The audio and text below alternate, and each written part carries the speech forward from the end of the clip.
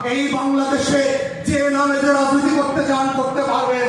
গণতন্ত্রের মূল্যবোধ মেনে সবাই সবার সমালোচনা করবেন, প্রতিপক্ষের যুক্তি তর্ক দিয়ে প্রতিপক্ষকে হারাতে হবে, কিন্তু গণতন্ত্রের মূল্যবোধের বাইরে কাউকে স্ল্যাং বলা, অপদার্থ অপদস্থ করা, কোনো মিথ্যা ভাষা দিয়ে, অশ্রাব্য ভাষা দিয়ে নিউ ইয়র্কে যেটা ছাত্রলীগ যুবলীগ নামক বদমাইশা করেছে, এই ভাষার রাজনীতি বাংলাদেশে আমরা দেখতে চাই না।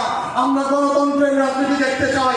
সব রাজনৈতিক দল গণ অভ্যুত্থানের পক্ষে শক্তিগুলো মিলে আমরা সেই বাংলাদেশ করব এবং সেই বাংলাদেশটা করতে হবে। সাম্প্রতিক সময়ে ঐকমত্য কমিশনে আমরা সবাই আলোচনা করে যে জুলাই সনদ তৈরি করেছি, সেই সনদ বাস্তবায়নের মধ্য দিয়ে, যেই সনদের মধ্য দিয়েই বাস্তবায়নের মধ্য দিয়ে আগামী গণ অভ্যুত্থানের বাংলাদেশটা বিনির্মিত হবে।